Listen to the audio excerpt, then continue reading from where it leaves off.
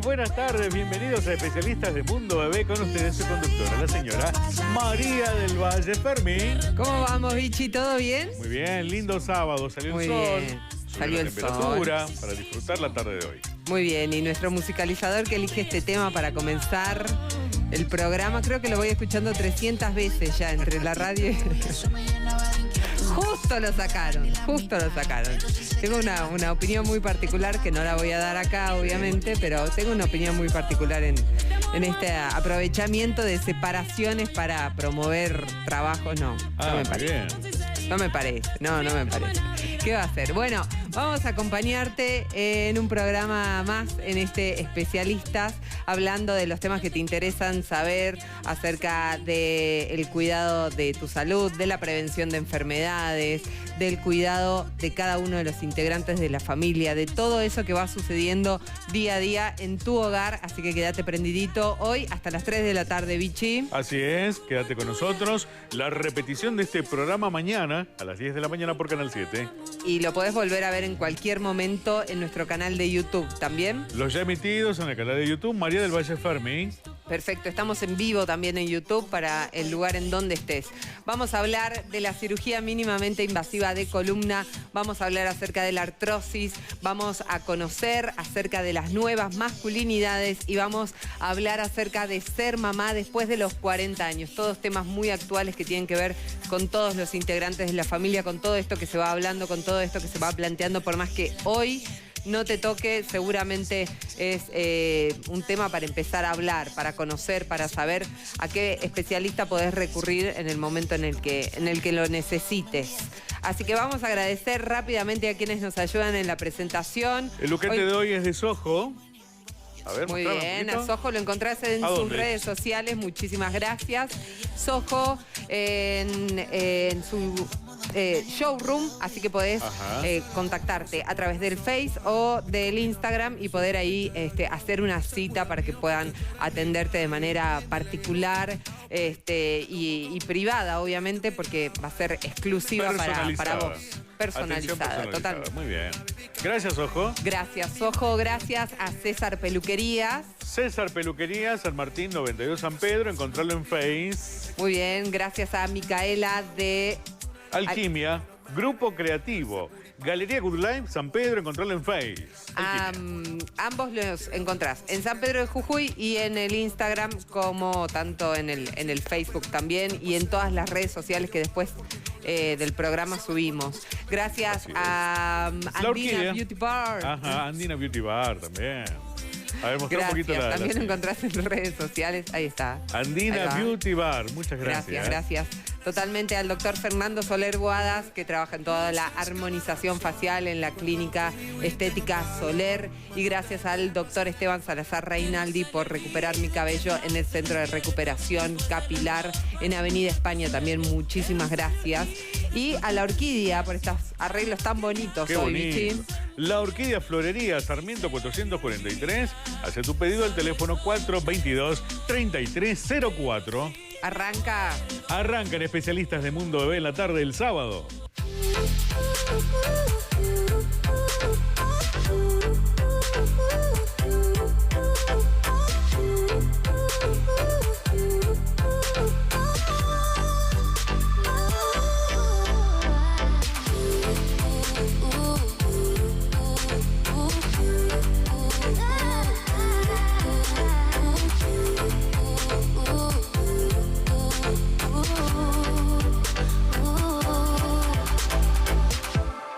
Go fast till they can't replay.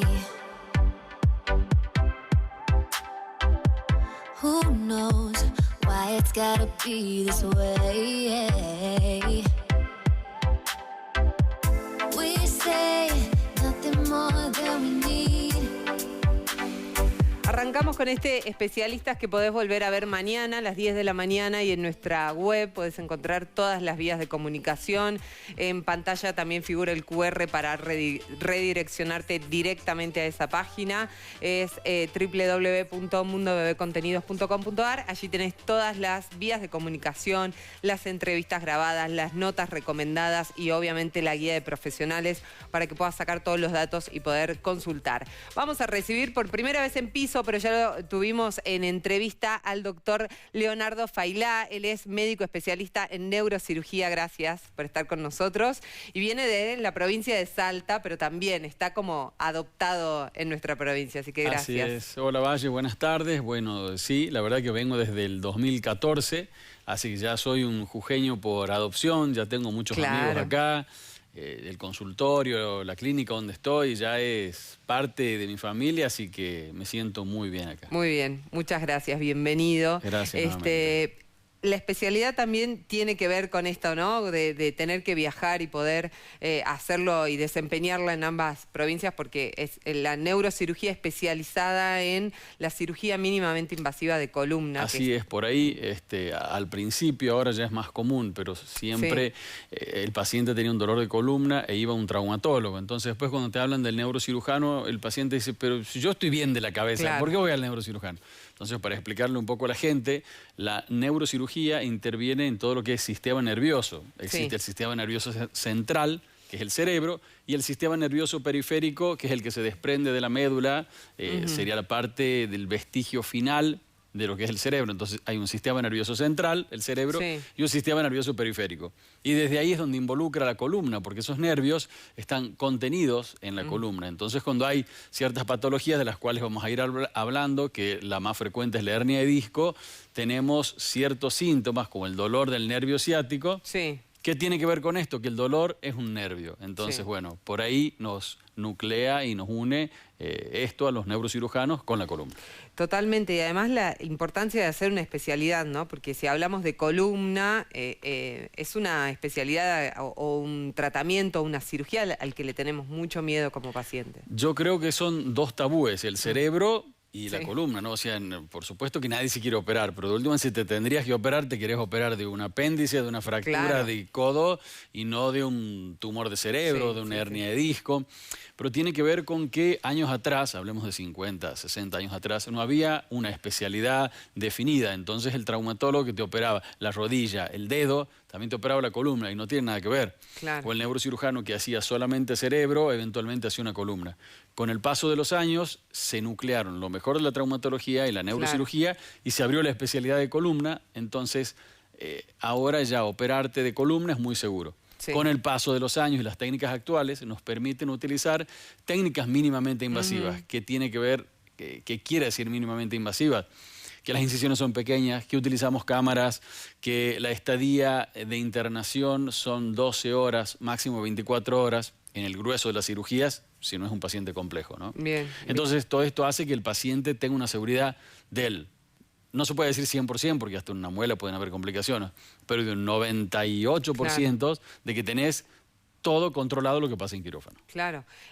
Y una recuperación buena o someterme a la cirugía también va a hacer que este beneficio que yo tenga, digamos, al miedo y demás, sea mucho mayor al efecto secundario, porque muchas veces antes... Bueno, el tratamiento es pero no sabemos cómo va a quedar. ¡Qué miedo! ¿No? Claro que sí. Y lo que tiene operar, lo que me toca a mí en ciudades chicas como Salta o como Jujuy, es que todo se conoce rápido. Bien, sea bueno, es mejor, y si es malo, bueno, también. Sumale eso a las redes. Entonces, digamos, en el centro de columna tenemos una alta exposición en redes porque queremos que nuestros pacientes transmitan su experiencia. Gracias a Dios es buena, ¿no? Entonces, bueno, entonces no hay nada mejor que un paciente o alguien que ya haya pasado por ahí.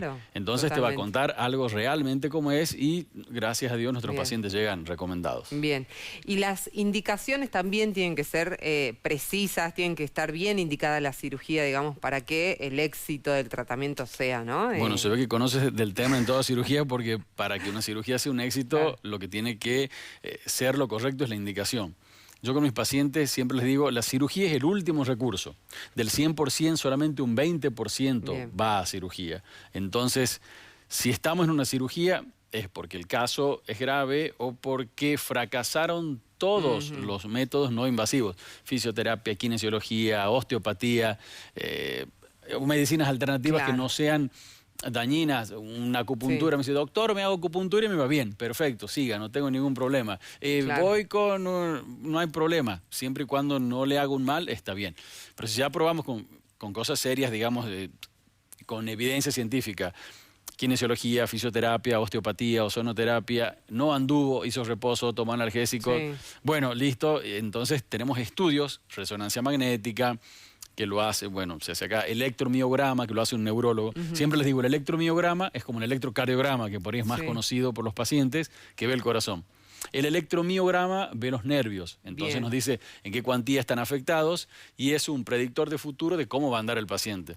Entonces le digo, qué sé yo, mirá, Valle, tenés una hernia de disco, tu nervio está afectado desde hace mucho, parezco esos chamanes que van leyendo algo, pero ahí sale. Entonces su evolución va a ser rápida, porque esto es agudo. O no, dice daño crónico, va a ser lento. Pero bueno, eso dudas, también nos ayuda a bajar como paciente el nivel de ansiedad, ¿no? Y acomodar la expectativa a que no voy a salir de la cirugía de una manera o de otra, sino ya más o menos tengo la información y tengo un camino a seguir. Lo que vos decís vuelve a ser cierto, o sea, no es lo mismo un paciente de 30 años en un peso adecuado que hace actividad física que un paciente de 60, obeso, con sus patologías de base, diabético, con trastornos neuropáticos. Entonces no todos los pacientes son iguales. Para un paciente dice, doctor, se operó, no sé, mi sobrina hace 6 meses y anduvo muy bien con esto, yo quiero lo mismo, pero la patología no es lo mismo, la edad no es lo mismo. Entonces siempre hablar bien con pacientes y familiares para poder llegar a un buen destino. Bien, bien, perfecto. También tendemos a naturalizar el dolor o a tratar de convivir, ¿no?, con el dolor. Vos dabas el ejemplo recién de la hernia de disco. Y bueno, sí, entonces me acomodo, dejo de hacer determinadas actividades o tomo algunas posturas y de repente cuando me vuelve a doler, y bueno, vuelvo con el analgésico, con el tratamiento y así van pasando muchos años. Sí, y en el medio hay muchos factores también, lo que es la depresión, el ánimo, la psicosomatización de los dolores. Por ahí es un paciente que llega angustiado y resulta que vos terminás hablando con el paciente y te termina diciendo que se le murió un hijo, que tuvo un problema, que lo corrieron del trabajo, entonces, y se emociona en la consulta.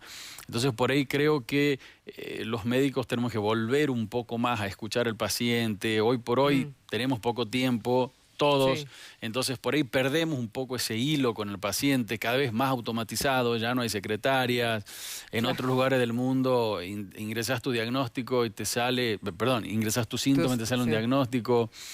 Entonces, creo que muchas veces el paciente, con que vos lo escuches, lo toques, porque muchos te dicen, no, me indicaron cirugía y no me examinaron, doctor. Entonces, con que vos lo escuches, no lo interrumpas, lo dejes hablar, tengas el contacto con el paciente, te tomes el tiempo de examinarlo, muchas veces con eso anda mejor, no le hace falta cirugía. Claro, totalmente. O la angustia que te lleva, hablando del sobrepeso, que es algo que es una patología difícil de tratar. La angustia lo lleva al paciente a comer, eso lo lleva a depresión y sobrepeso y no puede hacer actividad física. Entonces muchas veces tratando el dolor, baja su angustia, baja su ansiedad y trabajamos. Hay que tratarlo, creo, desde una forma holística, no sé si suena bien, pero no como un pedazo de columna, sino como una persona integral. Bien, de manera integral, y ahí también entran como otras profesiones, ¿no? También a conjugar todo un tratamiento en sí. Así es, pero hago hincapié en el ánimo. El ánimo es fundamental, digamos, para que el tratamiento funcione, tiene que ser una persona feliz, que trabaje, que tenga un ámbito. Por ejemplo, en Estados Unidos, vos antes de operar un paciente, las obras sociales te dan un cuestionario. En eso te preguntas si el paciente es feliz, cómo vive, dónde vive, si trabaja, no trabaja, todas esas cosas, y ahí te autorizan la cirugía o no.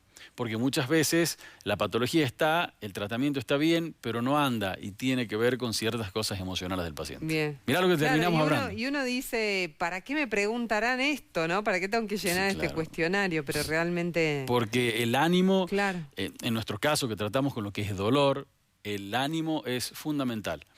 Así como cuando hacemos diagnóstico de alguna patología como una neoplasia, un cáncer, hay pacientes que siempre se lo trata con mucho tacto a esto, ¿no? Estamos entrenados para eso. Pero hay pacientes que lo toman de una forma y otros de otra, y el ánimo en eso es fundamental. Y como vos decís, el equipo interdisciplinario, el médico clínico, el psicólogo, psiquiatra eventualmente es fundamental. Nutricionistas, la familia que decíamos recién y demás. Sí, es complejo. Bien, si vamos a la cirugía en sí. Decimos cirugía mínimamente invasiva, ¿cómo me voy a preparar? ¿Qué voy a encontrar? ¿Qué me van a hacer? Perfecto. Antes de ir a una cirugía, ya hablamos, entonces nos sentamos con el paciente, le muestras imágenes, por qué lo operamos, y dentro de eso, ¿qué es lo que vamos a hacer? Ese paciente ese día se interna temprano, el procedimiento, viene el anestesiólogo, lo duerme, se hace una incisión muy pequeña de 2-3 centímetros, dependiendo la patología que haya, se ingresa con un sistema tubular, como si fuese una cámara telescópica, donde eso se va dilatando progresivamente hasta lograr un diámetro de 2 centímetros más o menos, y a través de eso, de ese canal que se formó, trabajamos con cámaras, lo cual magnificamos las imágenes y nos hace muy seguro porque vemos todo, vemos lo que es nervio, lo que es médula, lo que es disco. Entonces nosotros tenemos promedio de mensuales en nuestro equipo de 70 cirugías mensuales. Y gracias a Dios nuestra tasa de lesiones es, no digo nula, pero prácticamente. Pasa que al ver todo es muy difícil cometer algún tipo de... Sí, estamos viendo ahí en pantalla parte del procedimiento. Sí. Ahí está lo que es, esto es cuando hay alguna artrosis de columna, ya es una patología más compleja. En ese caso, de esta forma, por métodos percutáneos, lo que hacemos es colocar un sistema de sostén a la columna, que son como unos tornillitos, que es para el caso cuando hay una artrosis avanzada. Es una patología frecuente. Entonces esto es bien didáctico. Lo que es la técnica mínimamente invasiva es igual. Ahí está el sistema ese dilatador progresivo que te contaba. Entonces eso hace que haya menor dolor muscular, menor desgarro en el músculo, menor sangrado. Entonces hace una cirugía muy, muy amigable para el paciente y bueno, lo bueno de esto es que pueda contar su experiencia y no hay nada más real que eso. ¿Y acorta en tiempo también la cirugía en sí o no? Por supuesto, es una cirugía que se hacía normalmente en 3 horas, 3 horas y media, la bajamos a 1 hora o 45 minutos, 1 hora y cuarto. Todo va a depender de la patología y el caso. Si hay mucha artrosis, si es una hernia muy grande, demoramos un poco más. De lo contrario, es más rápido, pero siempre... Pero está bueno... En pos del cuidado del paciente y de ver que no haya ninguna lesión neurológica, que es lo más importante. Totalmente. Y está bueno el acortar, ¿no?, el procedimiento, porque también es menos tiempo anestesiada. ¿Se hace con anestesia general o...? Anestesia general en un 90% de los casos. En los casos que se hace con anestesia local es cuando el paciente lo pide por algún tipo de fobia, cuando no puede ser intubado, por ejemplo, un paciente EPOC, que tiene algún problema respiratorio, algún problema...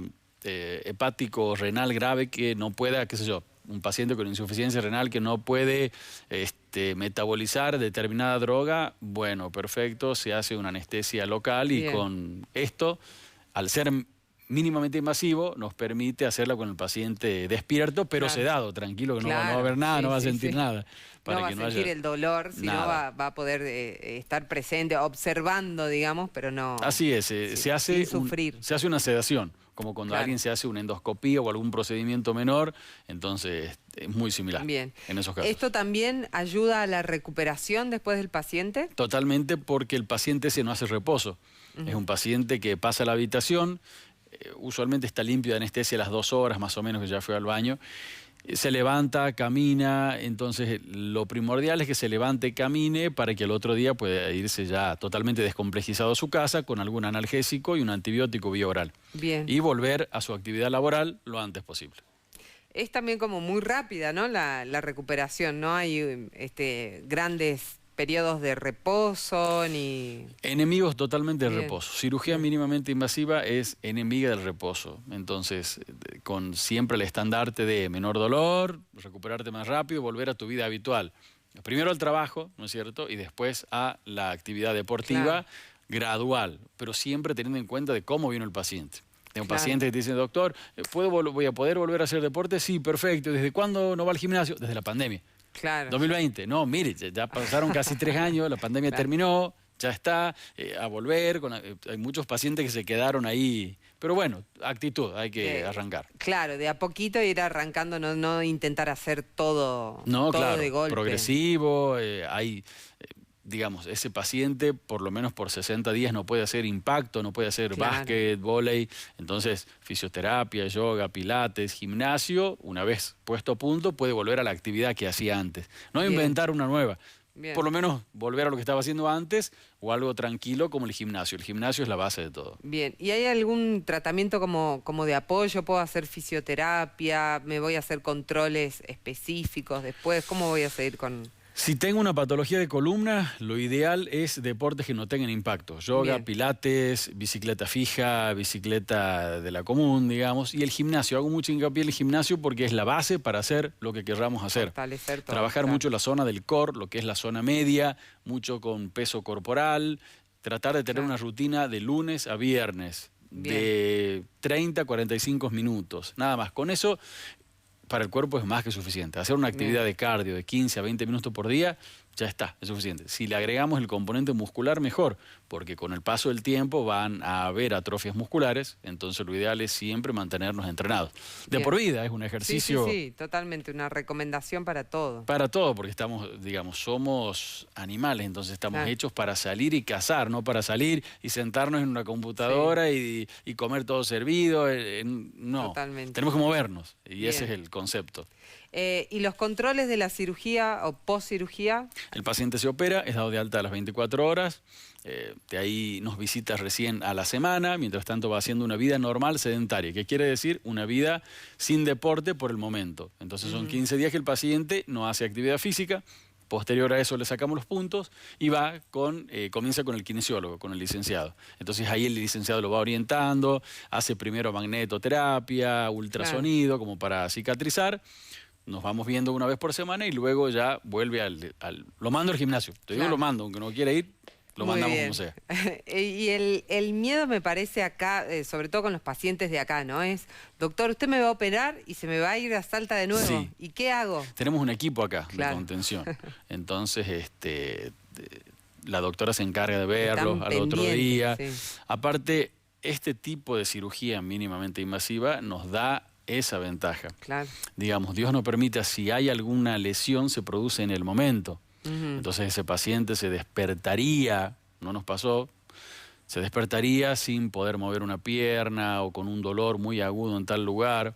Entonces las complicaciones son inmediatas. Bien. Y las otras complicaciones que pueden ser mediatas en cualquier cirugía, eso quiere decir 15, 20 días, por ejemplo, una infección de la herida. Siempre al paciente se le da antibióticos durante la cirugía, postquirúrgico inmediato. Eso es el protocolo. Pero supongamos, se infecta, se puede infectar, pero se infecta a los 15 días. Tampoco es una urgencia inmediata. Entonces eso está totalmente manejado. Si es una patología muy compleja, sí, me quedo, por lo menos, por ejemplo, que pase a terapia un paciente con un tumor o algo así, hacemos un poco más de apoyo. Pero igual pasa una terapia intensiva. Pero tienen todo un equipo, digamos, formado que puede contener y está en comunicación permanente. Exacto. Si bien estoy solo acá, pero es una pirámide de mucha gente atrás. Yo soy el por la cara. ¿No? Claro, totalmente. Sí, no hay forma. Sin equipo y sin tecnología es imposible. Muy bien. Muchísimas gracias, Doc. Un placer. Muchísimas gracias por invitarme y hasta la próxima. ¿Te pueden encontrar o consultar en dónde? Por ejemplo, sí, acá en Jujuy, General Paz 371, y opero en el Sanatorio Lavalle. Bien. Contamos allí con toda la tecnología, y si no, por redes, Dr. Faila, tanto en Facebook como en Instagram, en YouTube, así que para ver testimonios de pacientes o todo lo que corresponda a la cirugía de columna. Muy bien, gracias. Muchísimas gracias, igualmente. Vichy. La pausa, ya continuamos con más especialistas de Mundo Bebé.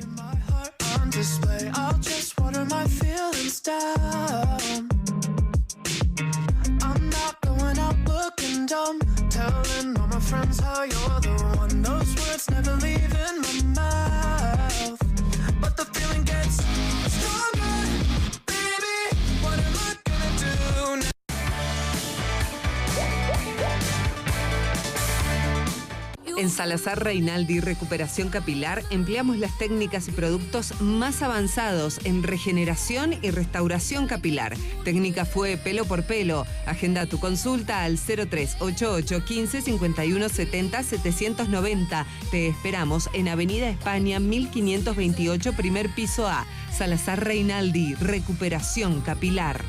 Áurea Odontología Estética es un nuevo concepto de odontología en San Salvador de Jujuy, promoviendo servicios de odontología de alto nivel, especialistas en ortodoncia, estética, cosmética e implantes enfocados en lograr la naturalidad de tu sonrisa. Balcarce número 37, segundo piso, San Salvador de Jujuy. Áurea Odontología Estética.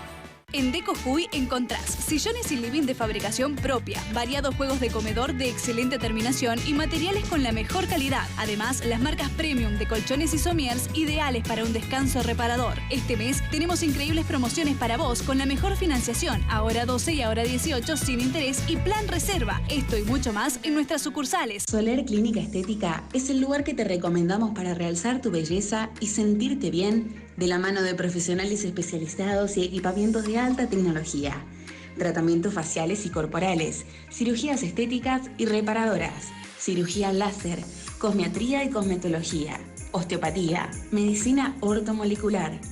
Realiza tu consulta solicitando un turno al 388 68 66 018. Te esperamos en Avenida Ilia 563, Barrio Los Perales. Laboratorio SIUFI, análisis bioquímicos de baja y alta complejidad. Trayectoria, excelencia, seriedad, exactitud y rapidez nos avalan. Laboratorio SIUFI cuenta con tecnología de última generación para cuidar tu salud.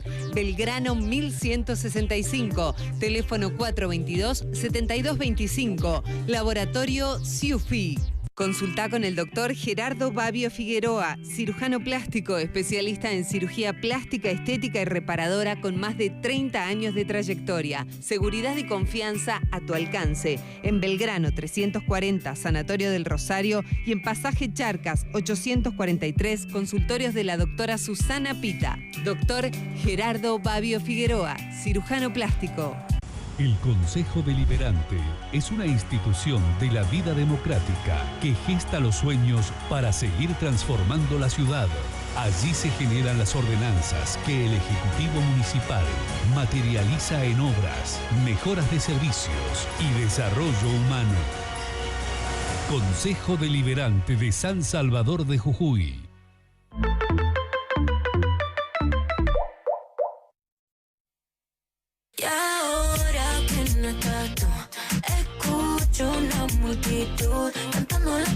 Continuamos con especialistas de Mundo Bebé.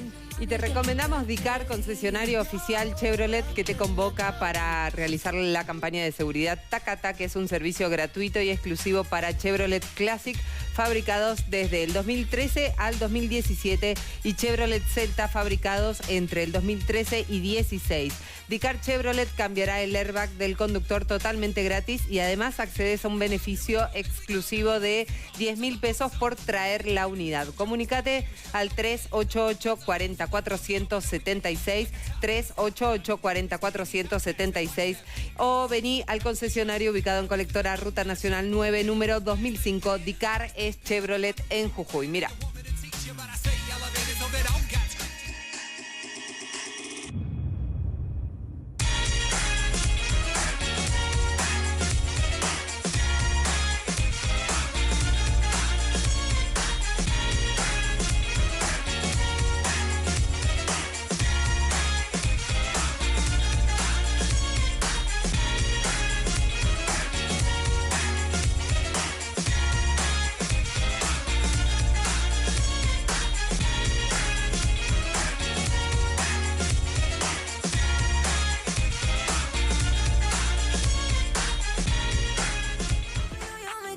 Muy bien, continuamos en Especialistas y vamos a recibir por primera vez al doctor Ignacio Carrillo, un médico referente en la especialidad. que no nos veíamos hace un montón de tiempo, ¿no? Hace bastante, no digamos hace cuánto, pero hace bastante. Gracias por estar con nosotros. Bueno, gracias a vos, Valle, por la invitación. Médico especialista en reumatología, y el tema de hoy tiene que ver con la artrosis, que es una enfermedad, me parece, que se dice, no sé, vos me vas a decir si es la realidad o no, pero es como que todo adulto mayor va derecho, ¿no? O a tratar de evitarla o a padecerla. Sí, bueno, la artrosis es la enfermedad reumatológica más frecuente que nosotros vemos. Está Bien. dentro de las, muchas veces va a la consulta del paciente y dice, doctor, quiero saber si tengo reuma, digamos. Sí. Y dentro del reuma hay un montón de enfermedades, ¿sí? Muchas veces se confunde artrosis con artritis, que son dos patologías totalmente diferentes. Y la artrosis es una enfermedad degenerativa, ¿sí? Del cartílago. Bien, es una enfermedad que, digamos, si va apareciendo más con la edad, es indefectible que con la edad el cartílago se va gastando, ¿sí? Entonces, sí la vemos con más frecuencia, digamos, las personas con mayor edad. ¿Sí? Bien. No quiere decir que todo, o sea, digamos, uno a los 100 años generalmente, indefectiblemente, tiene artrosis. El tema es el grado que uno pueda tener de artrosis, ¿sí? El desgaste que pueda tener, dónde lo tiene, y digamos, esos van a ser también los síntomas, digamos, que uno puede tener. Pero a partir de los 45 años, no estamos muy lejos, empieza a haber más desgaste, ¿sí? A veces hay antes, ¿sí? Y hay diferentes factores que lo pueden, digamos, desencadenar más rápido. Pero alguien de 75 años, por ejemplo, el 80% tiene artrosis, de diferentes grados, digamos, pero todos tienen. Yo puedo ir retrasando, previniendo, digamos, esta aparición y sobrellevándola mejor. Sí, digamos, o sea, hay diferentes factores que pueden desencadenar más rápido la artrosis. Bien. Por ejemplo, un futbolista, digamos, que se lastima la rodilla, que se opera, bueno, esa persona tiene, digamos, que se opera los meniscos, le sacan los meniscos, tiene cruzado, ese, digamos, va a tener, digamos, más chance de poder tener artrosis, digamos, porque ya hay algo de la estructura de la articulación que no está igual, entonces, sí puede tener más chance. Una persona con obesidad también, digamos, tiene más chance de tener por área de artrosis de rodillas o de tobillo, ¿sí? Bien. Entonces hay diferentes factores que sí nos permiten, digamos, cuidar nuestro organismo, digamos, y tratar de prevenir la artrosis, ¿sí? Actividad física, el peso, ¿sí? El cuidado de las articulaciones, un buen calzado, la elongación, ¿sí? Y, por supuesto, ante, digamos, la presencia ya de dolor o algo, consultar para poder, digamos, también orientar al paciente, digamos, ya sea con un diagnóstico o para decir, bueno, mira, tenés que tratar de prevenir esto porque no tenés artrosis, pero si no haces unos cambios, es probable que los puedas tener. Claro, que vamos camino a eso. Exacto. El colágeno está como muy popularizado, ¿no? Tomamos por las dudas, por la piel, por el pelo, por todo. ¿Nos ayuda o no? Y mirá, o sea, el colágeno, o sea, estamos hechos de colágeno, ¿sí? Nuestro cuerpo tiene colágeno en todos lados, en el músculo, en el pelo, en la piel, en las articulaciones, ¿sí? Entonces, o sea, el paciente lo toma y se ve mejor, o sea, tengo la piel mejor, el pelo mejor, pero no está demostrado en sí que, digamos, tomando colágeno realmente frenemos, ¿sí? Como es algo natural, o sea, mal no hace, digamos, y te va a ayudar. Pero no es que esté demostrado que vos tomás colágeno y con eso seguro no vas a tener artrosis, por lo menos hasta el momento. Después veremos más adelante qué es lo que pasa, digamos.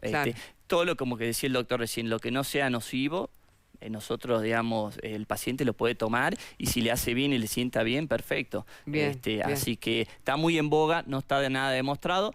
Se cree, digamos, se ve que, digamos, ayuda de alguna forma, pero no está demostrado en sí por estudios que uno diga, toma colágeno, frena la artrosis o la previene o está mejor, digamos. Por ahí me ayuda en la ruedita esta psicológica, ¿no? Empiezo a caminar, me veo mejor, hago una dieta y tomo el colágeno cuando termino mi actividad física, ¿no? Entonces, este combito, bueno, sí hace que me vea mejor y esto sí me va a impactar positivamente. Desde ya, o sea, lo emocional, o sea, en todas las enfermedades en realidad está, digamos, cada vez más importante y vemos que ayuda, digamos, porque muchos de los dolores están, o sea, es somático de uno mismo, ¿no? Entonces, si uno se ve mejor, se siente mejor, deja Claro. también de sentir tanto dolor, o lo deja de lado también, o no lo tiene tan en cuenta, entonces nos ayuda, digamos, a poder hacer, bueno, me siento mejor, hago más actividad, o sea, cosas que ya no hacía hago, y eso desde ya nos va a ayudar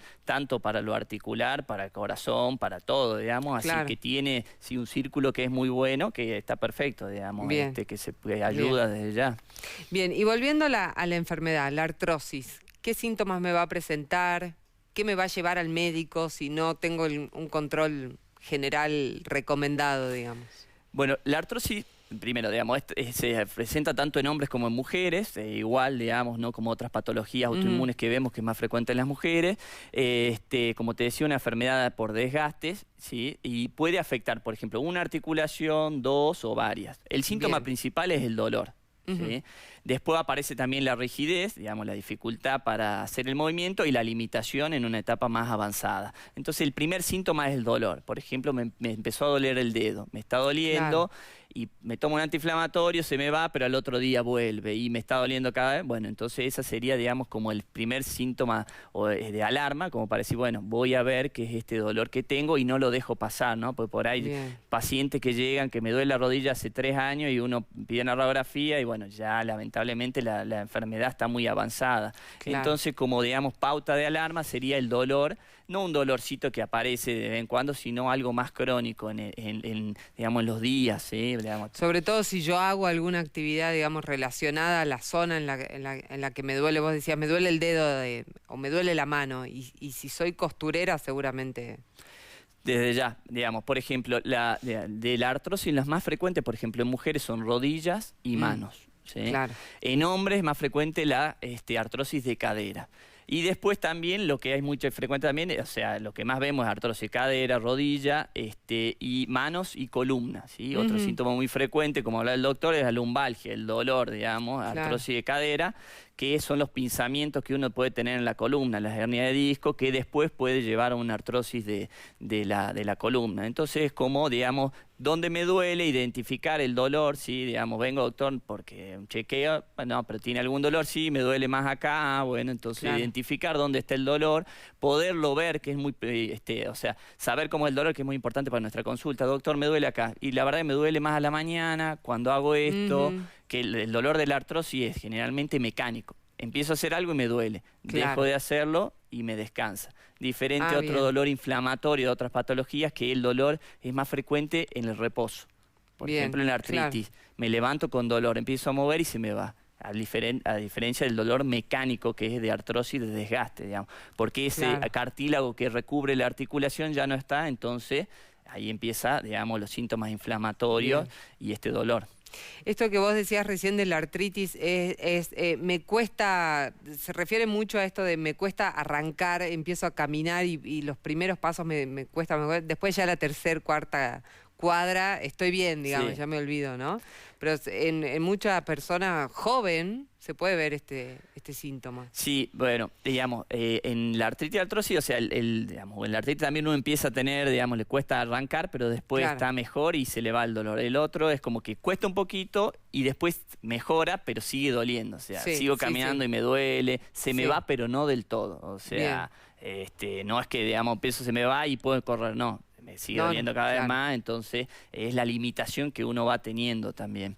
Es, digamos, la clínica de artrosis. Y ahí tenemos en contra el acostumbramiento al dolor, el tratar de cada vez soportarlo más, con tal de retrasar, ¿no?, la consulta al médico. Sí, a ver, nadie le gusta ir al médico. Primero que muchas veces están ahí hasta que lo atienden y todo, y por, digamos, también los temores y todo. Entonces uno toma algo, digamos, un antiinflamatorio que es tan común y que, digamos, muchas veces, o sea, nos sirve, pero el problema es cuando ya no lo controlamos, ¿no? Bueno, tomo 2 diclofenac por día todos los días hace 2 años y no, digamos, o sea, eso está mal y nos empiezas, digamos, a dañar otras cosas, como el estómago, la presión, el riñón. Entonces hay mucho, digamos, acá la gente que dice me automedico, voy a la farmacia y me dan algo, a ver, como te digo, un antiinflamatorio de vez en cuando no pasa nada. Ahora si todos los días estás tomando, bueno, ahí hay que ver qué es lo que está pasando, ¿sí?, para poder tener un diagnóstico y para poder tener, digamos, también un tratamiento adecuado. Bien. Y ahí el tratamiento de la artrosis depende del grado en donde yo me encuentre, en donde me diagnostiquen la enfermedad. Sí, en cuanto al tratamiento de la artrosis digamos, depende muchas veces, obviamente, de dónde es la artrosis, ¿no? Bien. Pero, por ejemplo, si es rodillas, cadera o columna, el peso, ¿sí? Fundamental. Bien, claro. Fisioterapia también. Las otras terapias que también, como osteopatía, acupuntura, todo lo que sea para mejorar el dolor, ¿sí? La postura, el calzado, ¿sí? Todo eso ayuda, ¿bien? Y después están, digamos, los pilares del tratamiento antiinflamatorios, ¿sí? Que uno va escalando según el dolor, que después va a pasar a los opiáceos, sí, al cannabis, que ahora también estamos viendo, digamos, que puede servir, y también están los condroprotectores, que son la medicación que alivian un poco la rigidez, el dolor y tratan de evitar el progreso de la enfermedad.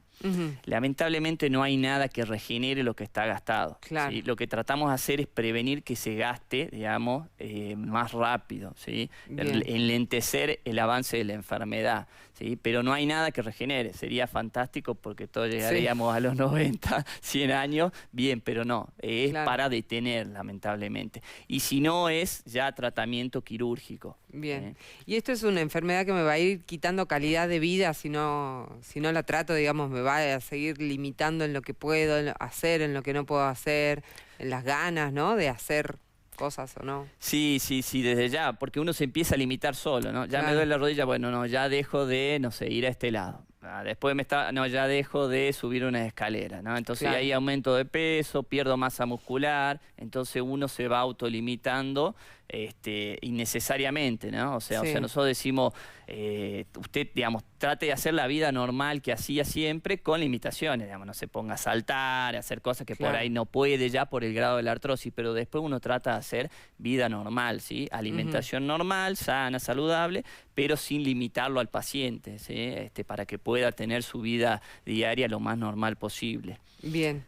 Y volviendo al inicio de la enfermedad, ¿hay manera de que yo pueda ir, no sé, tengo antecedentes familiares, me voy controlando de alguna manera, voy teniendo estos hábitos saludables, pero me voy haciendo un chequeo, una consulta, ¿se puede ir como previendo el camino hacia la enfermedad o no? La artrosis es una enfermedad, digamos, no son enfermedades, nosotros que vemos no son genéticas, tiene un componente familiar, que quiere decir que el que, digamos, comparte un familiar con una enfermedad tiene más posibilidades de tenerla, ¿sí? Pero no quiere decir que la va a tener, digamos, eso no lo sabemos.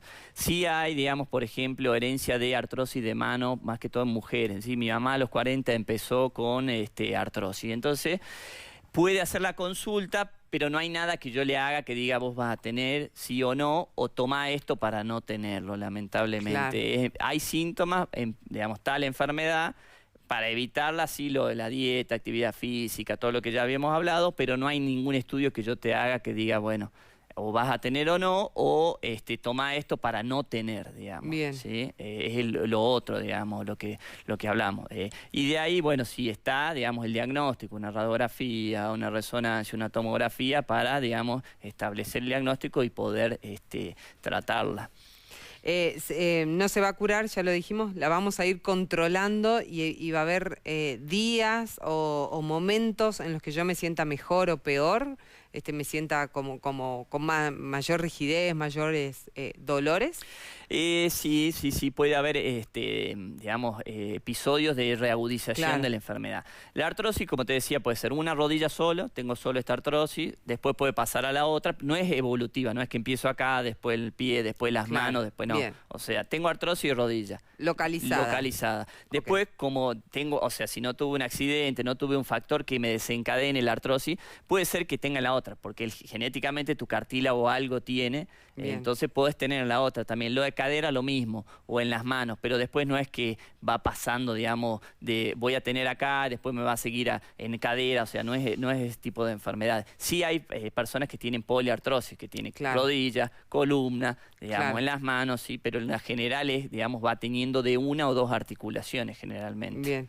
Y estos episodios de reagudización que vos decías tienen que ver con el ánimo, con la actividad, cómo voy respetando, llevando ese tratamiento establecido. Sobre todo es que, o sea, obviamente lo del ánimo tiene un componente psicológico de ya todas estas enfermedades que puede agudizar el dolor, pero más que todo, como esta enfermedad es de desgaste, es mecánica, es, por ejemplo, no sé, hice un más esfuerzo ayer que hoy y hoy me duele más la rodilla. Se me inflamó. Bueno, vamos, vemos qué hacemos, se puede infiltrar, si tiene líquido, sacamos líquido, se puede hacer una infiltración con corticoides para desinflamar, aumentamos, digamos, el antiinflamatorio, puede tener reagudizaciones, ¿sí? Sí. Eso sí, dependiendo mucho de lo que uno haga, digamos, generalmente de la actividad que hizo, algo repercute, entonces puede reagudizarse, digamos. Bien.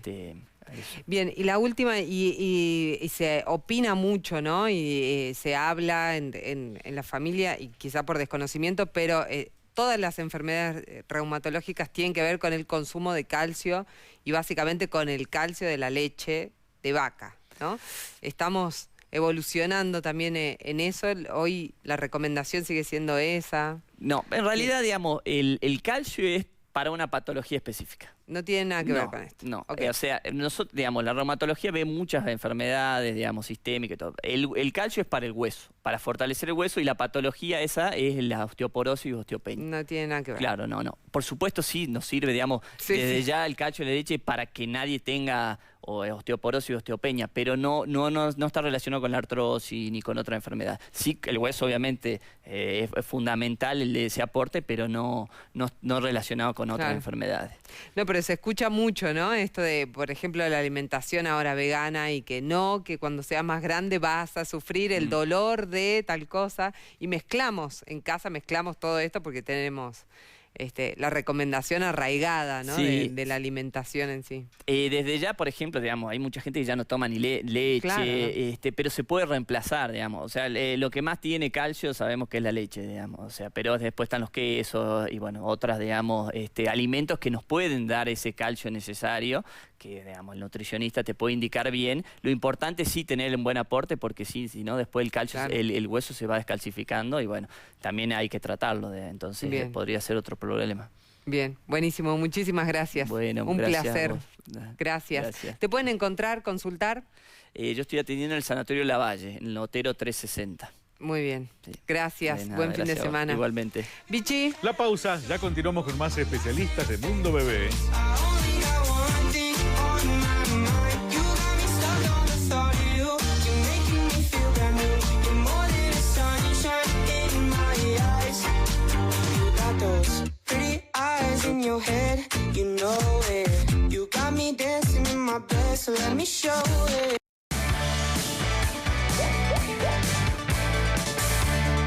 En Deco Jujuy encontrás sillones y living de fabricación propia, variados juegos de comedor de excelente terminación y materiales con la mejor calidad. Además, las marcas premium de colchones y somiers ideales para un descanso reparador. Este mes tenemos increíbles promociones para vos con la mejor financiación, ahora 12 y ahora 18 sin interés y plan reserva. Esto y mucho más en nuestras sucursales. Laboratorio SIUFI, análisis bioquímicos de baja y alta complejidad.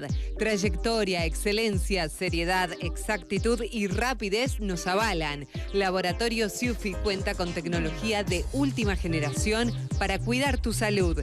Belgrano 1165, teléfono 422-7225. Laboratorio SIUFI. Aurea Odontología Estética es un nuevo concepto de odontología en San Salvador de Jujuy, promoviendo servicios de odontología de alto nivel, especialistas en ortodoncia, estética, cosmética e implantes enfocados en lograr la naturalidad de tu sonrisa.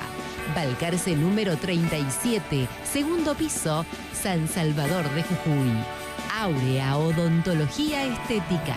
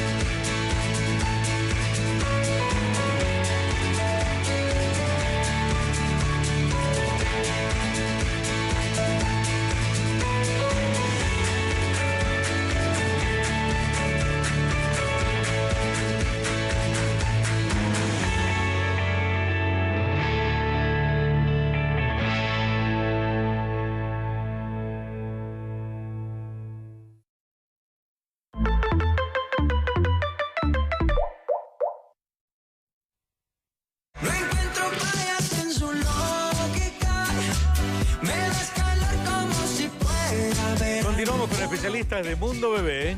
Muy bien, si vos querés volver a ver este programa, Vichy. Mañana la repetición a las 10 de la mañana. En nuestra web, en nuestro canal de YouTube podés encontrar esta entrevista y todas las anteriores. Entrás en María del Valle Fermi o en www.mundobebecontenidos.com.ar. Allí tenés todas las vías de comunicación, las redes sociales para que te contactes con nosotros. Vamos a recibir por primera vez al licenciado Matías Criado. Él es psicólogo, diplomado en géneros, en políticas y participación de ONGs y está a cargo de impulsar la campaña Paternar a nivel nacional y está eventualmente en nuestra provincia haciendo capacitaciones y lo aprovechamos, así que muchas gracias por estar con nosotros. No, muchas gracias por invitarme, la verdad que un gusto venir acá a Jujuy. Un placer. Y qué importante poder hablar de... Además sos docente universitario, eso me olvidé de decir. Poder hablar acerca de las nuevas masculinidades, de esta campaña Paternar, que en distintos ámbitos, en diferentes momentos hemos hablado, pero es muy importante para la sociedad, ¿no? Esto de poder darle la posibilidad también al padre de paternar en cuanto a la licencia, básicamente. Sí, vemos que las mujeres van cambiando, digamos, hace 20, 30 años tal vez las mujeres están muy dentro del hogar y hoy en día están dentro del hogar, fuera, trabajan, se desarrollan más libremente, están modificándose también los niños, las niñas, pero a los varones pareciera ser que nos cuesta un poco ir cambiando, ir adaptándonos a nuevas reglas de convivencia. Y en ese sentido es algo que necesitamos empezar a revisar. Y un poco vine a hacer eso, a charlar un poco acá con profesionales, con el público en general, como decías vos, con la campaña también con concejales, con políticos, para empezar a ver cómo podemos acompañar a los varones en estos cambios necesarios. Sí. Están atravesando con muchos cambios, ¿no? Los varones, porque tenemos esto de las nuevas masculinidades, de la evolución mental necesaria, me parece, para la sociedad en sí, y hay mucho padre que también quiere quedarse en casa paternando un buen tiempo, tener esta posibilidad, que hasta no hace mucho tiempo eran 3 días, 5 días, ¿no? Y tener que volver, pero tienen ganas de poder llevarlo a cabo, de poder acompañar a su hijo, a su hija, y a su pareja también en este proceso. Sí, las ganas no faltan, a veces nos faltan herramientas, a veces nos falta cierta voluntad.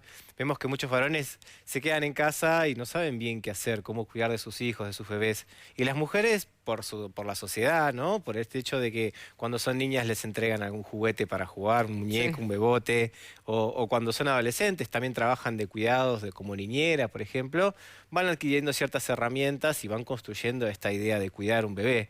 En cambio, a los varones nos cuesta porque no tenemos todas estas herramientas. Entonces, tal vez llega un hijo, llega una hija y vemos que nuestra pareja está mucho más ducha, que tiene muchas más herramientas y tiene más ganas. Y nosotros nos volcamos otra vez a trabajar. A muchos varones, incluso con licencias más extendidas, les cuesta quedarse en la casa. Les cuesta decir, bueno, ¿cómo me vinculo con mi hijo, con mi hija? ¿Cómo lo cuido? ¿Cómo lo sostengo la cabeza sin lastimarlos? ¿No? Estas cosas que parecieran ser tontas o simples para muchas personas, para los varones nos cuesta muchísimo. Entonces, poder empezar a hablarlos, poder empezar a escucharnos y conversar cómo pueden ser estas formas de cuidado de una manera diferente para los varones, es necesario. Sí, y el cambio también en el sentido de cuando un varón por ahí está realizando la tarea, ¿no? de cuidado, el entorno es qué suerte, el qué suerte que te ayuda, ¿no? Y eso implica un gran peso para la mujer y para ese hombre también, que en realidad no está ayudando, sino está cumpliendo con su función y quizá lo está haciendo de una manera obligada, pero quizá lo está haciendo de una manera muy satisfactoria, plena y con ganas de poder hacerlo. Sí, la realidad es que nadie nace sabiendo cómo cuidar, nadie nace sabiendo cómo cuidar a niños o niñas, y es así que los varones a veces nos encontramos lejos de estos mundos que son más bien femeninos generalmente, ¿no? Sí. Y en ese sentido, lo que vos decías, muchas veces vemos que los varones también se alejan porque sienten que están bajo el escrutinio, que están bajo la mirada de la madre o de otras mujeres que les dicen cómo cuidar. A veces una abuela que también se mete y dice, mirá, tenés que hacer esto, tenés que hacer lo otro, y no nos permitimos a veces equivocarnos, nos alejamos de estos lugares más típicamente femeninos, nos sentimos torpes, y es así, la verdad que muchos varones somos bastante más torpes por esto que decíamos, de cómo sociedad nos fuimos educando también. Entonces, pensar estos cambios no nos va a llevar un año o dos, nos va a llevar todo un proceso. Y es un poco la idea de estas políticas, de pensar una licencia que sean de igual a igual, que si las mujeres tienen 3 meses, los varones también tengamos 3 meses, para empezar a aprender, para empezar a cuidar de una manera diferente. Bien. A cuidarse y a cuidar al otro, ¿no? Y a cuidar al bebé también en este caso. Es que cuando aprendemos a cuidar, también como decías vos, aprendemos a cuidarnos a nosotros. Vemos un montón de estudios científicos que marcan que cuando hay una licencia extendida, los varones empiezan a cuidarse de ciertas cosas que antes eran más normales. Por ejemplo, el hecho de tomar alcohol o el hecho de salir de tu trabajo e irte con tus amigos a dar una vuelta, era una práctica común o sigue siendo a veces prácticas comunes de muchos varones. En cambio, aquellos que se sienten responsables, como decías vos, que no ayudan, sino que dicen quiero volver a mi casa y quiero cuidar de mis hijos, de mis hijas, cambian esas actitudes y son más cuidadosos con ellos mismos. Entonces no consumen tanto alcohol, no consumen tanto cigarrillo, se alejan obviamente de prácticas torpes como accidentes, se van a estar cuidando mucho más, van a ir más al médico, como decía recién el doctor. En ese sentido, vemos que los varones empiezan también a cambiar cómo se llevan con ellos mismos. Un poco esta es la idea de nuevas masculinidades. No tanto de vestirse solamente con una camisa rosa o pintarse las uñas, sino de tener una posición diferente con uno mismo y con los vínculos con otros que sean mucho más saludables, que sean mucho más igualitarios. Bien, bien. Y bueno, ahí ya estamos con el tema en el medio, ¿no?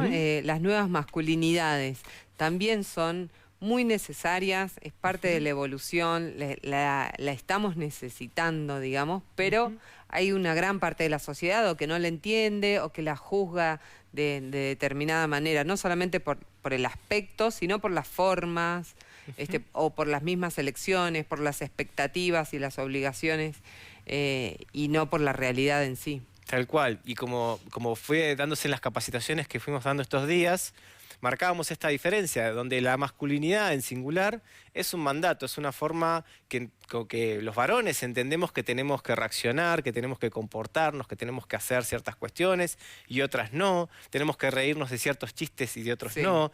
Este tipo de conductas y este tipo de prácticas como mandato es en singular la masculinidad. Y cuando hablamos de masculinidades en plural, masculinidades plurales, estamos hablando de esto, de la posibilidad y la libertad de corrernos de estos mandatos y de poder tener actitudes diferentes, no solo para con mujeres, niños y niñas, sino también entre varones sobre todo.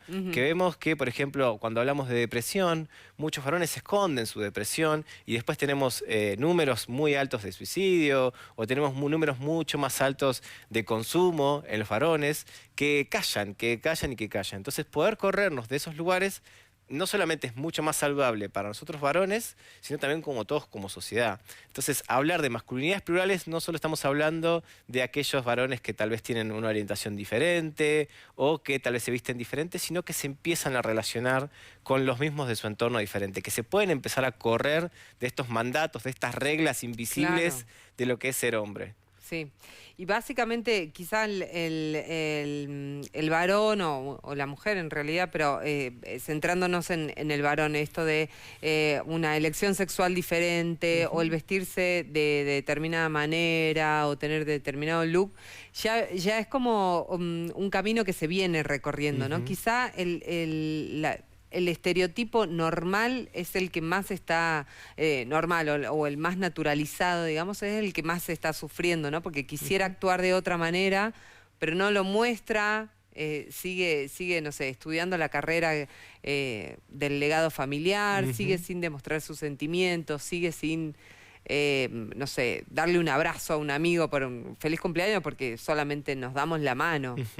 Sí, y esto hace que también nos volquemos a ver divisiones en el trabajo también. Podemos ver que los varones generalmente tendemos a hacer trabajos más manuales, donde no hay que hablar o compartir o demostrar emociones, como sí pasa en una escuela o pasa en un hospital, en lugares de salud y en lugares de educación o de crianza. uno tiene que demostrar quién es, hablando, compartiendo. En cambio, tal vez en el mundo de la construcción o en el mundo de la ingeniería o en cuestiones más prácticas, uno va, hace y no tiene que demostrar nada de lo que le pasa adentro, no hay problema. Bien. Entonces también eso hace a la división dentro del trabajo. Y hoy vemos que los varones incluso con estos movimientos que se están dando alrededor de él, no tienen idea, no tienen herramientas para cómo hacerle frente. Me refiero a ciertos movimientos donde corrernos de lo que aprendimos toda la vida, estoy hablando de varones de 20, 30, 40 o 50 años, por ejemplo, no pensar solamente en las masculinidades en los adolescentes, sino en los adultos. ¿Qué pasa cuando tal vez mi amigo tiene una denuncia por violencia de género? ¿Qué pasa cuando mi amigo de repente estuvo acosando o le estuvo mandando mensajes al grupo de WhatsApp que no eran apropiados? ¿Qué hago yo como varón? ¿Cómo me comporto? ¿Me río y sigo la joda o freno y me encuentro con lo que hoy es la incomodidad? Esa incomodidad es necesaria porque estamos atravesando un cambio. ¿Cómo salir vivos de esa incomodidad? Es un poco la clave de todo esto, ¿no? Totalmente. Totalmente. Vos hablabas de esto y, bueno, me imagino por ahí más los jóvenes de entre hasta los 25 años lo tienen como más naturalizado, ¿no?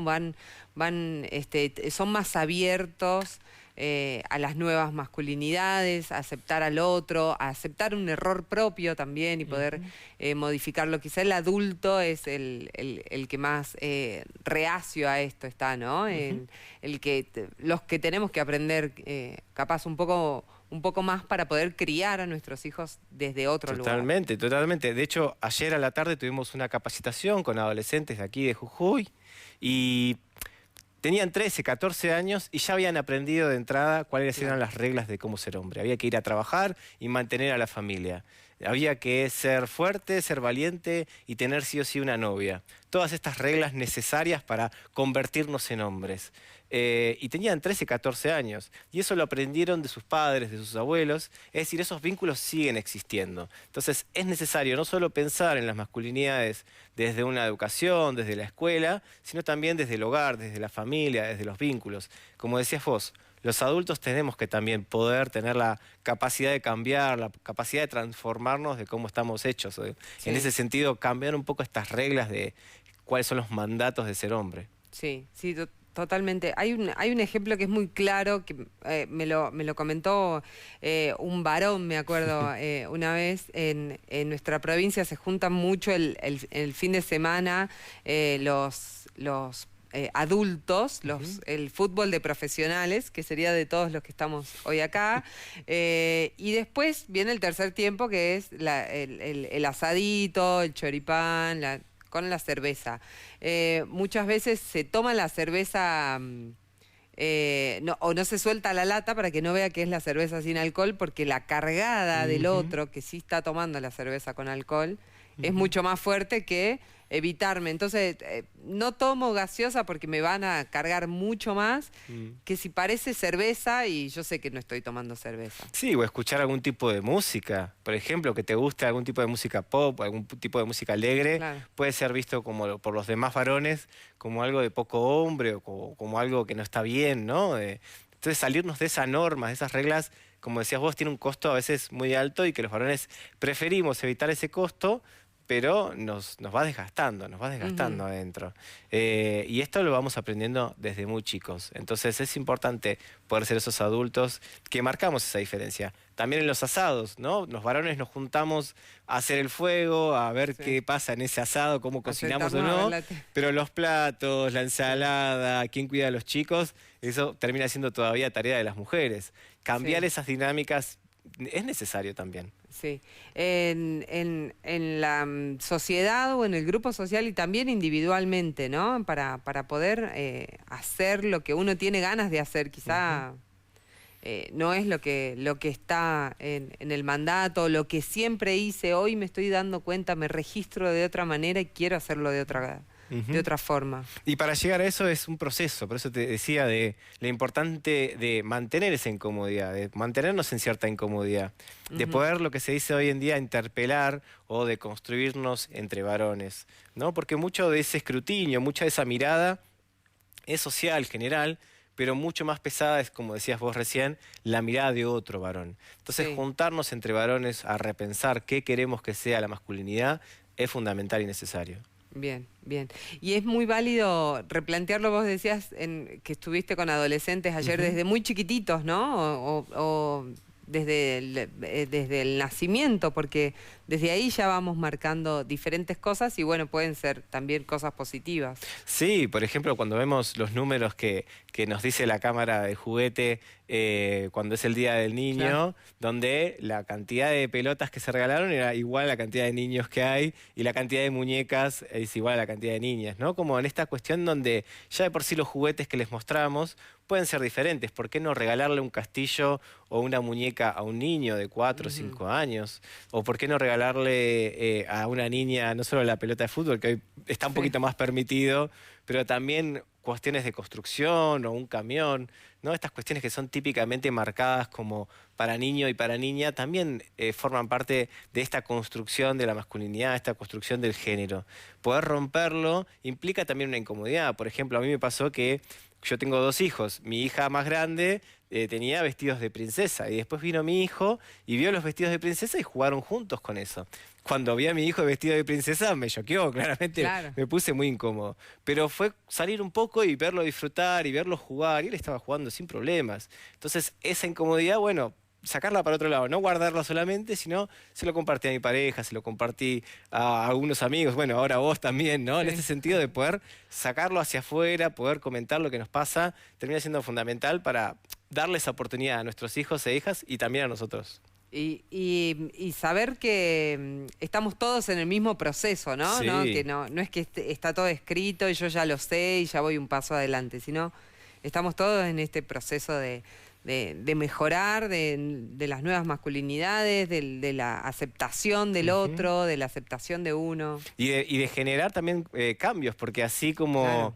A mí me pasa, la veo a mis padres o claro, a mis suegros, donde también ven esto y se choquean un poco, se incomodan y bueno, charlar con ellos, explicarles, poder tener un diálogo finalmente termina siendo también positivo para ellos. Sí. Para que mi suegro finalmente termine yendo a un psicólogo o termine yendo al médico más claro, seguido. Claro. Entonces se empieza a cuidar mucho más. Estas cosas hacen que como sociedad podamos empezar a cambiar. Sí. Nosotros los varones no estamos exentos de estas miradas de género. Involucrarnos termina siendo una herramienta necesaria para mirarnos de manera integral. Sí, y otro ejemplo que se me cruzaba que se da mucho es cuando el varón se queda en una pareja tradicional, digamos, es el que se queda sin trabajo, ¿no?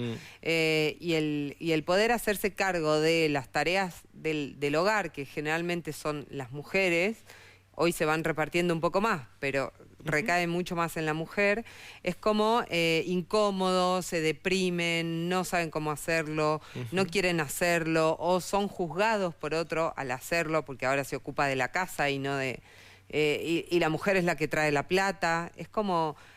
una mirada muy fuerte desde donde miremos. Sí, de hecho, yo coordino desde Paternando varios grupos de padres, ¿sí? Varios grupos de manera presencial y de manera virtual. Sí. De manera virtual hay muchos padres de distintos lugares de toda la Argentina, de afuera también, argentinos que se han ido a vivir afuera, para poder romper un poco con esto que vos decías, los tabúes, las vergüenzas, poder compartir lo que sentimos en un espacio seguro, en un espacio donde nos entendemos y donde hay un profesional que acompaña y entiende estos procesos. Estos grupos nos juntamos una vez por semana y son más o menos 10 o 15 papás en cada grupo.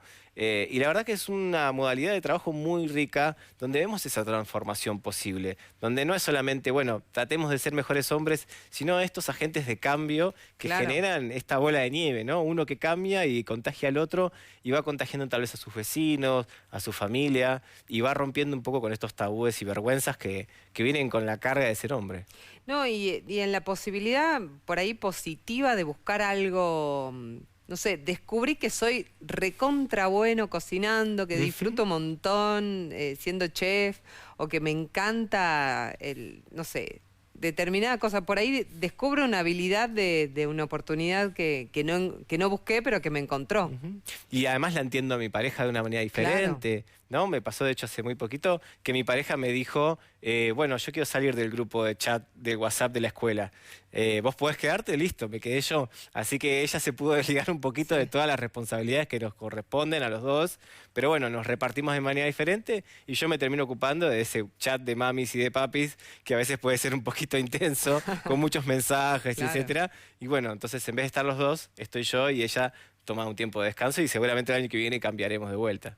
Y está bueno que pueda estar cualquiera, ¿no? Porque esto es otro ejemplo de decir, pará, ¿qué pasó con este papá que está dentro del chat de mamis? Porque parece que es exclusivo de mamis el chat del colegio. Y quizá quisiéramos muchas mujeres que estén los papis y no nosotras, o que pueda ser repartido y poder hablarlo y establecerlo de común acuerdo es importante, sin etiquetas.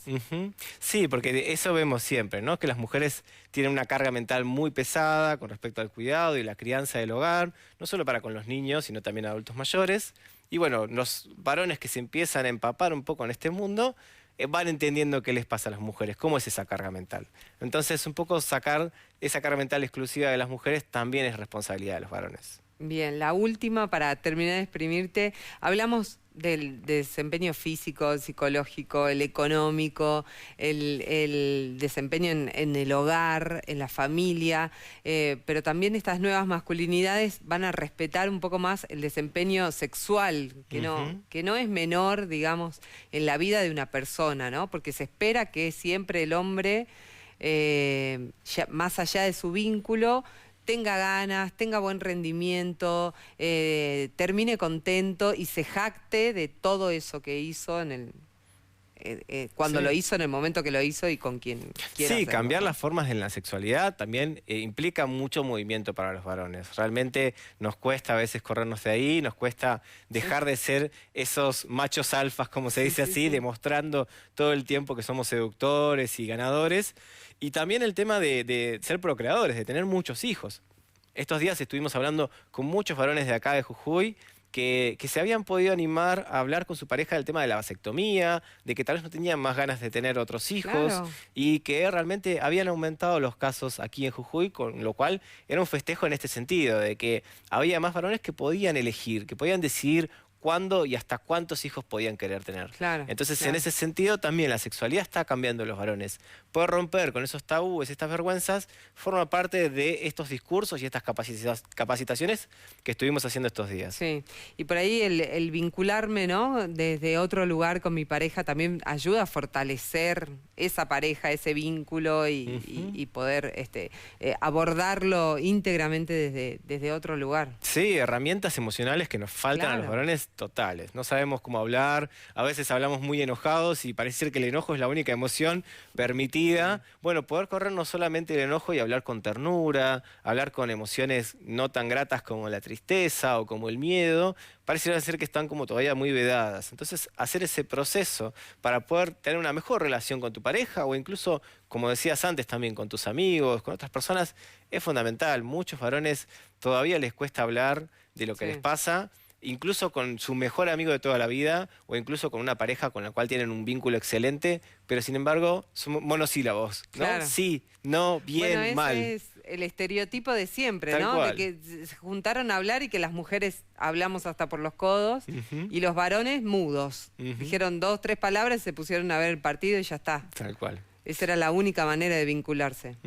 Romper esos vínculos tan negativos para nosotros y poder crear nuevos tipos de vínculos termina siendo difícil, termina siendo incómodo, pero tiene muchos beneficios para nosotros a largo plazo, o mediano plazo incluso. Sí, sí. Iniciar este camino es fundamental, así que muchas gracias por ser parte del camino también. Muchas gracias a ustedes por invitarme. ¿Te pueden encontrar, consultar en dónde? @paternando.ok o si no, mi Instagram personal, matiascriado.psi, también me pueden escribir. Muy bien, gracias y buen regreso también a Buenos Aires. Muchas gracias. Vamos a la pausa, Vichy. Última pausa, ya continuamos con más especialistas de Mundo Bebé.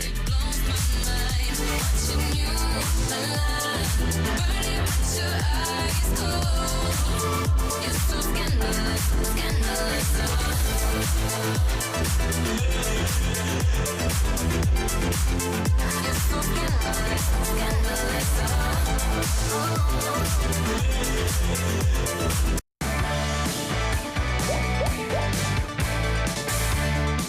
En Salazar Reinaldi Recuperación Capilar empleamos las técnicas y productos más avanzados en regeneración y restauración capilar. Técnica fue pelo por pelo. Agenda tu consulta al 0388 15 51 70 790. Te esperamos en Avenida España 1528, primer piso A. Salazar Reinaldi Recuperación Capilar.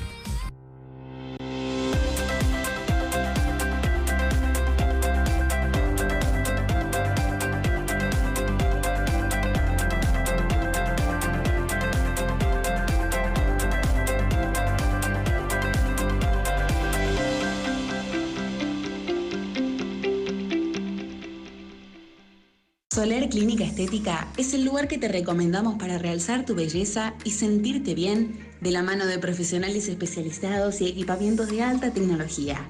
Tratamientos faciales y corporales, cirugías estéticas y reparadoras, cirugía láser, cosmetría y cosmetología, osteopatía, medicina ortomolecular.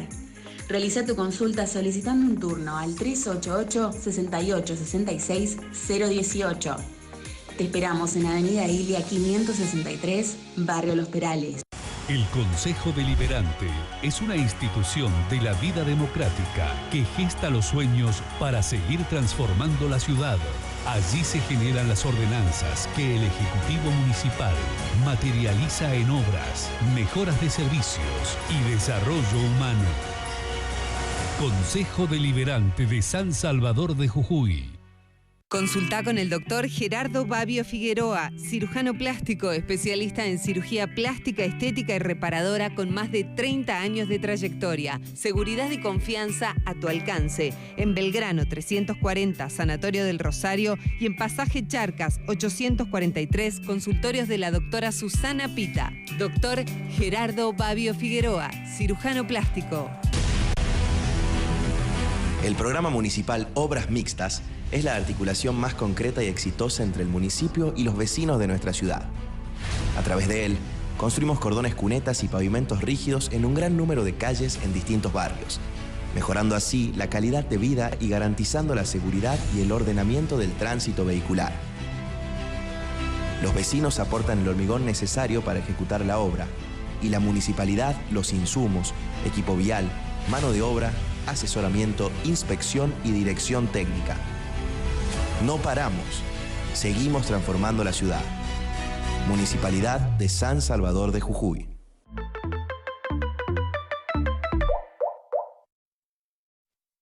Sé que te la pasas con él. Yo te le noté, yo te bajé 1.000.000 de estrellas. Continuamos con especialistas de Mundo Bebé. Muy bien, si querés volver a ver este programa, Vichy. La repe mañana a las 10 de la mañana. Los programas ya emitidos en el canal de YouTube María del Valle Fermi. Muy bien, ahora sí vamos a recibir a la doctora María Ballesteros. Ella es médica especialista en ginecología, en obstetricia especializada en fertilidad. Ustedes ya la conocen porque es parte de nuestra red de profesionales siempre recomendados. Ha venido en diferentes ocasiones a hablarnos de muchos temas que nos van atravesando, que vamos conociendo personas que son muy necesarios para nuestra vida. Así que muchas gracias por estar nuevamente con nosotros. Un placer. La verdad que, bueno, gracias por la invitación y el placer siempre es mío de poder compartir con ustedes estos momentos. Vamos a hablar de un tema que es muy real, que está sucediendo en mujeres que hoy, bueno, tienen 40 o más, o quizá en adolescentes que se plantean desde ya decir, yo hasta los 40 no voy a ser mamá, ¿no? Y esto de ser mamá después de los 40 es como una moda que quedó establecida, impuesta y ya dejó de ser moda para ser una costumbre. Exacto, yo creo que es una realidad que estamos viviendo hoy por hoy y que creo que la importancia de concientizar, ¿sí?, el tema de lo biológico. O sea, esto que vos decís, María, nosotros los médicos vemos cada vez mujeres que llegan con la idea de querer ser mamás a edades más avanzadas, o bien esto que vos planteás, adolescentes que ya nos dicen que no tienen el deseo de querer, o mujeres jóvenes que no tienen un deseo de querer ser madres madres en un futuro, ¿sí? Entonces es como aprender a conocer nuestro cuerpo, aprender a concientizarnos y saber que muchas veces cuando llega la decisión de querer ser madres puede ya ser tarde. Entonces, desde la información, conocernos y poder tomar decisiones para establecer también cuáles van a ser nuestras prioridades a lo largo de la vida. Bien, bien. ¿Y qué herramientas tenemos, no? Porque las mujeres también vamos teniendo, adquiriendo o perdiendo distintas herramientas a diferencia de los hombres. Claro, yo creo que siempre es importante tomar conciencia que cuando hablamos de la edad en relación al futuro reproductivo, siempre va a ser la variable que más peso va a tener, ¿sí? Bien. Si bien un embarazo está influenciado por muchos factores, siempre la variable de la edad de la mujer va a ser la que más peso tiene. Si uno pudiera elegir qué variable poder modificar para que esa mujer pudiera lograr un embarazo, siempre va a ser la edad, ¿sí? Nosotros tenemos que ser conscientes que a mayor edad que tenga una mujer, más difícil va a ser lograr un embarazo, ¿sí? Bien. Entonces, de ahí básicamente vamos a tener como principal estrategia la información, ¿sí?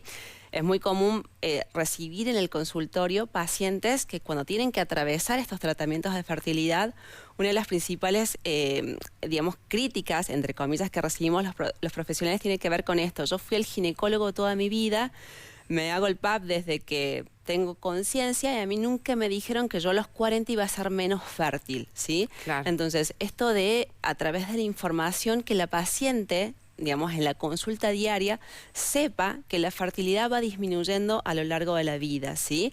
Y a partir de ahí establecer diferentes estrategias que pueden tener que ver con la criopreservación de óvulos o ya con un tratamiento de fertilidad como tal. Bien.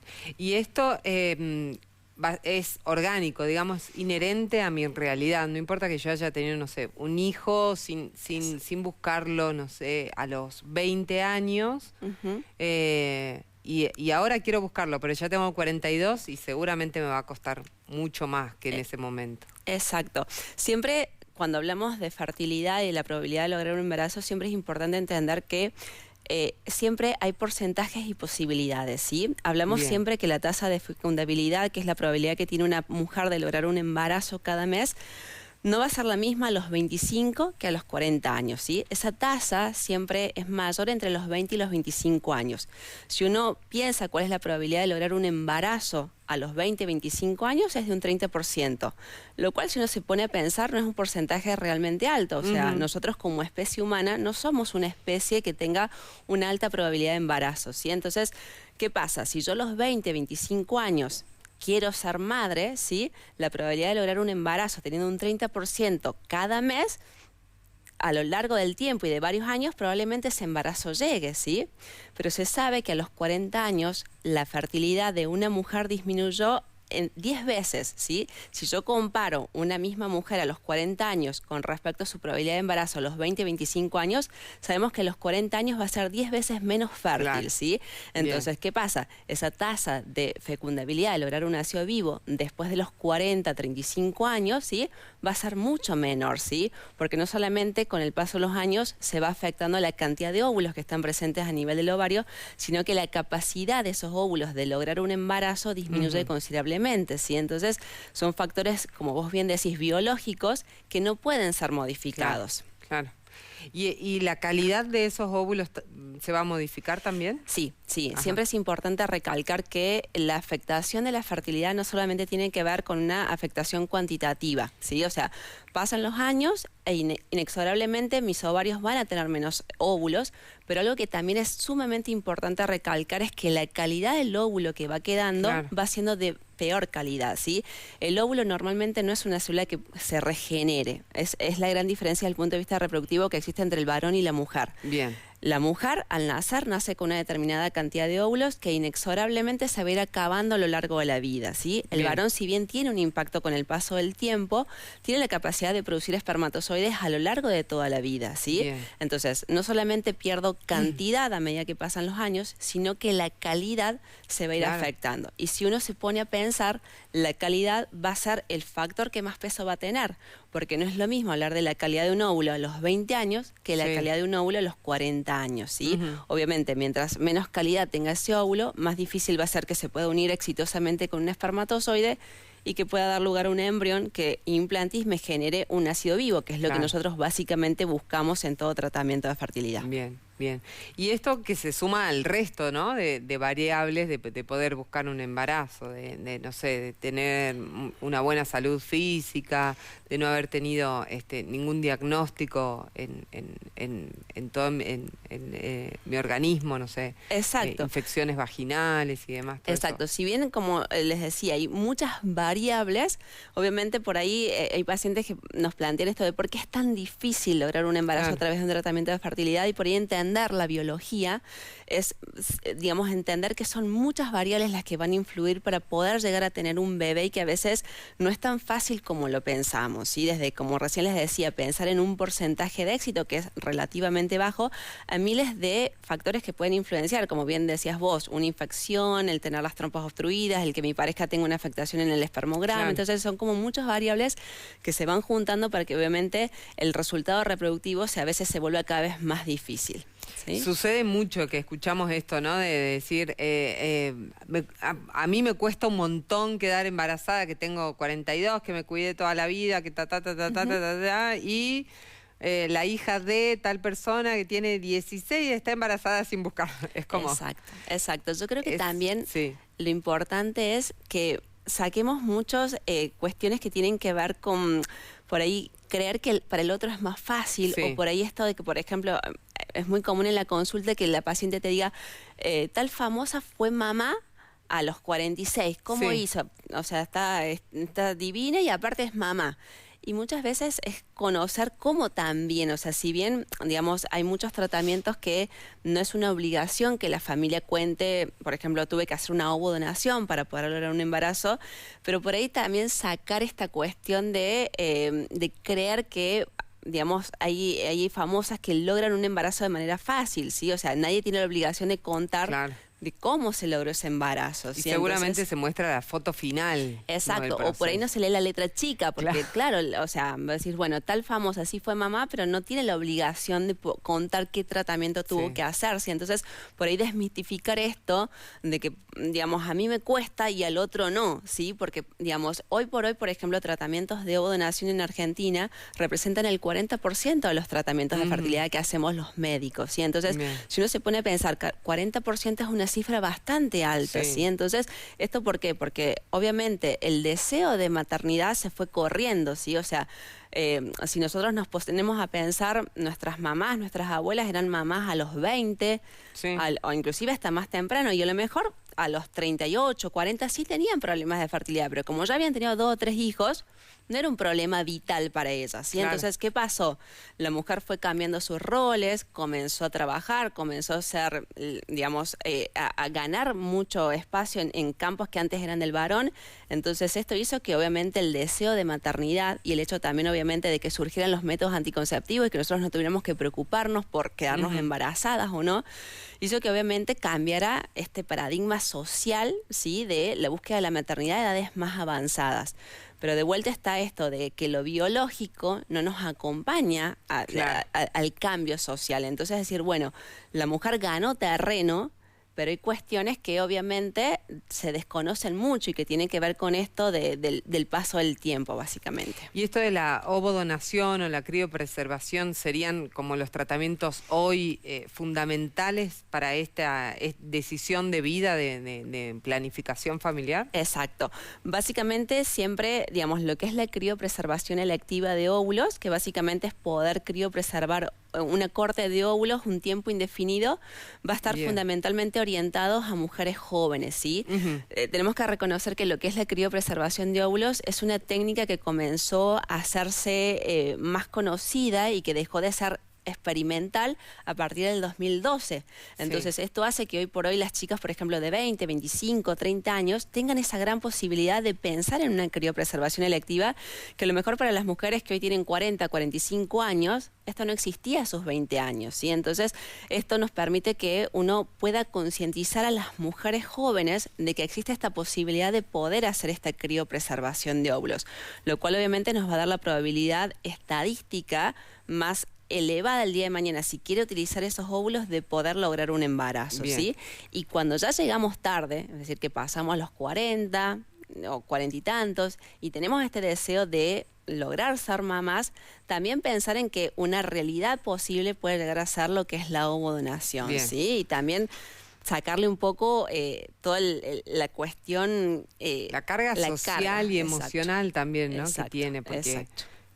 Va a ser mi hijo, pero no es mi hijo, pero celularmente esto, pero es como que si estamos atrás de eso en vez de potenciar esta posibilidad y el lograr el objetivo final, que es el que yo quiero, digamos. El tener hijos, sí.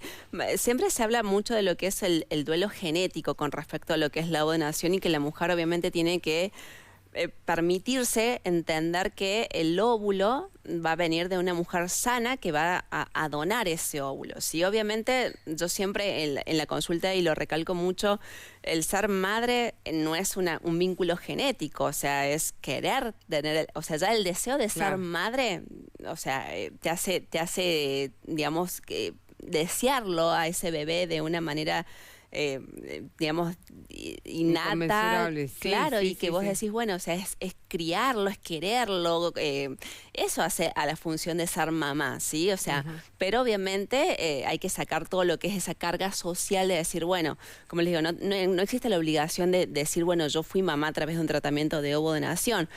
Creo que hoy por hoy en muchos países todavía no existe esta libertad de pensamiento o de decir, bueno, yo fui mamá a través de una ovodonación y está todo bien. O sea, hay como esta cuestión de no, bueno, no lo digo. ¿Cómo me van a mirar? Claro, exacto. Y eso que vos decís, o sea, no va a ser mi hijo, que va... O sea, obviamente la paciente al principio de la consulta lo plantea, esto que vos me estás diciendo. Es algo muy frecuente que te diga, no, bueno, pero no va a ser mi hijo porque no es mi óvulo. Y después, obviamente, las pacientes que logran ser mamás a través de un tratamiento de ovodonación, obviamente... digamos, uno puede comprender cómo trasciende ese pensamiento y obviamente es más fuerte el vínculo del amor, obviamente, que te une con tu hijo, que pensar que, bueno, fue una célula, porque no es más que una célula que donó otra mujer para poder concretar este sueño de ser madre. Y ahí ya no hay explicación que valga, digamos, ¿no? Porque ya es exacto. otra la realidad. Para finalizar, estos tratamientos de criopreservación, como el de ovodonación, están muy bien regulados en cuanto a leyes legalmente, ¿no? A la preservación, a la donación voluntaria, a la recepción también, ¿no? Voluntaria y a futuro también, para darle seguridad no solamente a esa mujer, sino a esa familia entera. Claro, que se está formando. Cual. Nosotros en Argentina tenemos la ley de fertilidad, que es la ley 26.862, que lo que hace es regular todas estas prácticas en cuanto a la medicina, ¿sí? Si bien es una ley que lo que hace es regular todo lo que es cobertura con respecto a las obras sociales y prepagas, también establece, por ejemplo, límites de edad para los diferentes tipos de tratamiento y para, obviamente, que nosotros podamos tener un marco legal para poder hacer este tipo de tratamientos, ¿sí? O sea, establecer, por ejemplo, hasta qué edad vas a hacer una ovodonación, hasta qué edad le vas a ofrecer a una paciente un tratamiento con óvulos propios para poder lograr una buena tasa de embarazo. Entonces, sí existe todo un marco legal y también, obviamente, una regulación para poder trabajar con células, que es, obviamente, digamos, tiene que ser un control muy estricto para, obviamente, evitar cambios de muestras, equivocaciones y demás, que por ahí es mucho la cuestión que la gente imagina, pero siempre les transmitimos tranquilidad porque, obviamente, hay mucha regulación con respecto a ese aspecto. Sí, y está como mucho en el imaginario de ciencia ficción, ¿no? Lo hemos visto mucho en películas, entonces pareciera que vamos a pasar por lo mismo y en realidad... Exacto. Y por último, son tratamientos que hoy también tenemos, hoy y hace un par de años atrás, al alcance de nuestra provincia, con la cobertura de nuestras obras sociales, para realizarse en nuestra provincia. Exacto. Jujuy tiene la gran ventaja de que, a diferencia de otras provincias, ya existe un centro de fertilidad donde podemos brindar la posibilidad a todos los jujeños de hacer estos tratamientos. Lo que es importante recalcar que todo lo que son obras sociales y prepagas cubren, obviamente en la práctica por ahí varía un poco el porcentaje de cobertura, pero están obligadas a cubrir todo este tipo de tratamientos. Lo único que todavía creo que queda un vacío tiene que ver con la que es la criopreservación electiva de óvulos. que también muchas veces esto por ahí lo que se está tratando de generar es el cambio con respecto a la criopreservación en pacientes que tienen alguna patología, ¿sí? Claro. Entonces, por ejemplo, pacientes que son portadoras de endometriosis, pacientes que tienen enfermedades reumatológicas, desde un lupus o demás, poder, digamos, hacer este cambio de que ojalá las obras sociales puedan entender que estas son patologías que afectan negativamente la reserva ovárica y que las pacientes tendrían el derecho de poder criopreservar óvulos si es que no tienen un deseo de maternidad en un futuro próximo, ¿sí? Entonces, pero dentro de lo que es la posibilidad de hacerlo acá en Jujuy, todo lo que son obras sociales y prepagas, cubren todo lo que son tratamientos de fertilidad, ya sea como un proyecto de pareja o también como proyecto monoparental, es decir, mujeres que por ahí solamente, digamos, están en esta búsqueda solas. También por ahí es una consulta muy frecuente saber que tienen la posibilidad de hacer tratamientos utilizando banco de semen y demás, o sea, tratamientos de donación, todo está cubierto a través de la ley. Bien. Bien, y sobre todo adaptado, ¿no?, a estas nuevas maneras de vivir, de respetarse, de planificar la familia y de poder llevar su maternidad como quieran, como la elijan. Exacto, por ahí escuchaba un poquito la charla anterior, el cambio del paradigma del hombre con respecto a la paternidad y todo eso. Entender que obviamente hoy la familia, digamos, o los modelos de familia han cambiado mucho, o sea, cada vez son más mujeres que se acercan a la consulta, digamos, queriendo buscar una maternidad en un proyecto único, o por ejemplo, parejas de mujeres que también desean concretar este deseo de maternidad, para lo cual existen diferentes posibilidades, pero sí, digamos, los modelos de familia están cambiando notablemente. Sí. Sí, totalmente. Muchísimas gracias. No, gracias a ustedes. Un placer. ¿Te pueden encontrar, consultar? En Cere, Ramírez de Velasco 549, y si no también tengo redes sociales donde me pueden encontrar como doctora María Ballesteros. Muy bien, ¿sí? Gracias. Muchas gracias. Buen fin de semana. Vichy. Llegamos al final de Especialistas en la tarde del sábado. Cuídense mucho, es un placer para nosotros hacer este programa. Reciclen, reutilicen y reduzcan los residuos y nos vemos el próximo sábado. Buen fin de semana para todos, gracias. Chau.